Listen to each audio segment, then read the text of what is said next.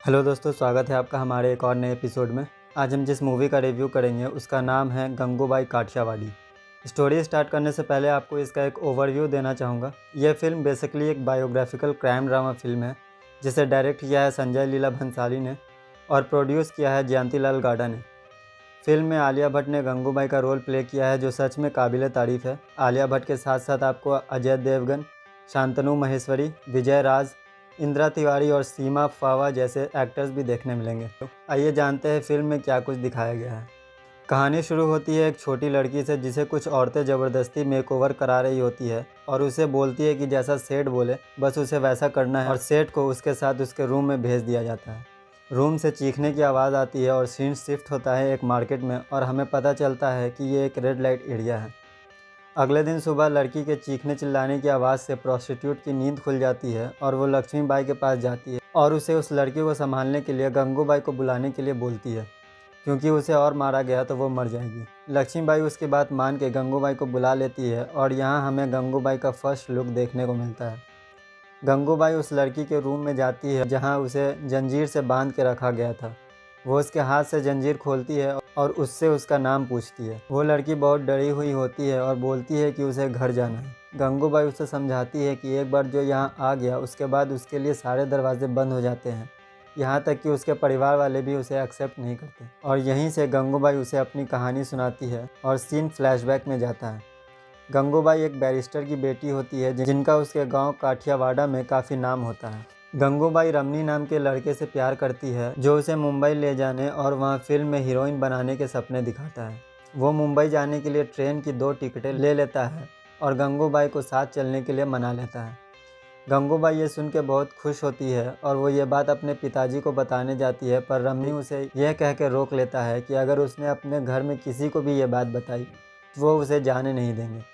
गंगूबाई उससे बहुत प्यार करती थी इसलिए वो उसकी बात मान के उसके साथ चलने को तैयार हो जाती है। रमनी ट्रेन में उसे उसके जेवर और पैसे मांग लेता है जो उसने गंगूबाई को घर से लाने बोला था, लेकिन गंगूबाई उसे अपनी अलमारी की चाबी देने से मना कर देती है।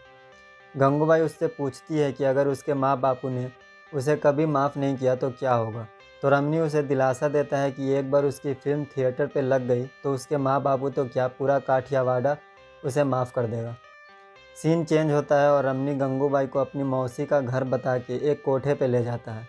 गंगूबाई उसे बोलती है कि उसे यहाँ डर लग रहा है, वो उसे यहाँ से ले चले, पर रमनी उसे आराम से बैठने को बोल के वहाँ से चला जाता है, ये कह के कि वो मौसी से मिल के आ रहा है। उसके जाते ही वहाँ 2 लोग आते हैं जिसे देख के गंगूबाई वहाँ से भागती है और दूसरे कमरे में पहुँच जाती है जहाँ उसकी मुलाकात शीला मौसी से होती है। वो शीला मौसी से रमनी के बारे में पूछती है तो वो उसे बताती है कि वो रूम में सामान रखने गया है, तो गंगूबाई भी उस रूम में चली जाती है। जैसे ही वो रूम में पहुँचती है रूम का दरवाज़ा बाहर से बंद कर दिया जाता है और गंगूबाई चीखते चिल्लाते रह जाती है। अगले दिन सुबह जब शीला मौसी उसके रूम में जाती है और हम देखते हैं कि गंगूबाई के साथ बहुत जुल्म हुए हैं और वो बेसुध ज़मीन में बैठी रहती है। वो शीला मौसी से घर जाने बोलती है, तब शीला मौसी उसे बताती है कि वो यहाँ से अब कहीं नहीं जा सकती क्योंकि उसका आशिक उसे 1000 रुपये में बेच कर चला गया है। वो उसे अपनी मर्ज़ी से धंधा करने के लिए तैयार होने बोलती है, नहीं तो उसके पास ज़बरदस्ती करने वाले लोग भी पैसा देने को तैयार रहते हैं। कुछ दिन बीतने और रोज़ जुल्म सहने के बाद गंगूबाई की हिम्मत और उम्मीद दोनों टूट जाती है और वो उस गलियों में धंधा करने को मजबूर हो जाती है। वो बाकी लड़कियों के साथ बाजार में खड़ी हो जाती है, तभी उस पर एक सेठ की नज़र पड़ती है और वो उसे साथ अंदर चलने बोलता है। फिर सीन शिफ्ट होता है और कोठे की लाइट चली जाती है, इसलिए सारी प्रोस्टिट्यूट मोमबत्ती लेके अपना काम जारी रखती है। शिमला मौसी गंगा के रूम में आती है और उसे बोलती है कि गोविंद सेठ तेरे काम से खुश होकर 20% ज़्यादा दे के गया है। गंगा बोलती है कि सेठ ने उसे नया नाम दिया है गंगू। आपको बता दें कि गंगूबाई का असली नाम गंगा ही रहता है और वो धीरे धीरे गंगा से गंगूबाई बन जाती है, जो आपको आगे की कहानी में पता चलेगा। गंगा बोलती है कि अब वो गंगा नहीं है, गंगू बन चुकी है और सेठ ने उसे ये भी कहा है कि वो एक दिन कमाठीपुरा पे राज करेगी। शिमला मौसी उसे उसके पैसे देती है, लेकिन गंगा उन पैसों को जला देती है और बोलती है कि आज से गंगा मर चुकी है। शीला मौसी भी उसके इस बर्ताव से घबरा जाती है। गंगू को अब ये काम करते 1 साल बीत जाता है और वो बाकी लड़कियों के साथ घुल मिल जाती है।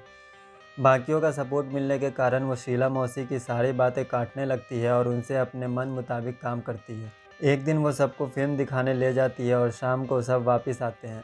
अगले दिन सुबह 4 बजे पठान नाम का एक आदमी आता है जो सिर्फ गंगू के लिए दोगुने पैसे देने के लिए तैयार रहता है। शीला मौसी दोगुने पैसे के नाम पे गंगू को उसके पास भेज देती है, पर वो आदमी गंगू के साथ बहुत जुल्म करता है। वो उसे इतना मारता है कि गंगू को हॉस्पिटल में एडमिट होना पड़ता है। गंगू के साथ काम करने वाली 2 लड़की उसे बताती है कि पठान करीम लाला का आदमी है। करीम लाला जो कि कमाठीपुरा का सबसे पावरफुल आदमी है, वो गंगू को उनसे मिलने के लिए बोलती है। गंगू करीम लाला के पास इंसाफ के लिए जाती है। वो जख्म दिखाती है जिसे देख करीम लाला अपने आदमियों से पठान को ढूंढने के लिए बोलता है और गंगू को इलाज के लिए पैसे देता है। गंगू पैसे लेने से मना करती है तो करीम लाला उसे बोलता है कि भाई समझ के रख लो, और इस तरह गंगू बाई करीम लाला की मुँह बोली बहन बन जाती है। कुछ दिनों बाद पठान फिर से शीला मौसी के कोठे पर आता है और गंगा को भेजने की डिमांड करता है। शीला मौसी गंगा को बताती है तो बाकी लड़कियां शीला मौसी को बोलती है कि गंगा अब उस दरिंदे के पास नहीं जाएगी, पर गंगा उसे 4 गुने पैसे की डिमांड करती। पठान के यहाँ होने की खबर करीम लाला तक पहुँचाने को बोल के वो पठान के साथ चली जाती है। पठान उसके साथ फिर से मारपीट स्टार्ट कर देता है। तभी करीम लाला और उसके आदमी शीला मौसी के कोठे पर पहुँच जाते हैं और पठान को पकड़ के रही करीम लाला के पास ले आते हैं। करीम लाला उसे सरेआम इतना मारता है कि वो आधमरा हो जाता है और उसे वहीं छोड़ के चला जाता है। उसके बाद गंगूबाई पठान से अपने पैसे छीन के अंदर चली जाती है। उस दिन के बाद से शीला मौसी भी गंगू को कुछ भी बोलने से पहले 10 बार सोचती है। एक रात शीला मौसी की तबीयत खराब हो जाती है और अगली सुबह वो इस दुनिया को छोड़ के चली जाती है। गंगा को यह बात पता चलती है और वो उसके सामान से कोठे की चाबी और उसकी सारी जिम्मेदारी अपने हाथ में ले लेती है, और इसी तरह वो गंगा से गंगू और फिर गंगू से गंगूबाई बन जाती है। क्योंकि उसके पीछे करीम लाला का हाथ होता है, वहाँ का प्रशासन भी उसकी कही हर एक बात मानने लगता है, और इसी के साथ फ्लैशबैक खत्म हो जाता है। सीन शिफ्ट होता है प्रेजेंट में और गंगूबाई मधु से बोलती है कि तू भी मेरी तरह मधु से मधुबाई बन सकती है। और बाकी की स्टोरी आपको अगले पार्ट में सुनाएंगे। वीडियो पसंद आए तो वीडियो को एक लाइक कीजिएगा एंड थैंक्स फॉर वॉचिंग।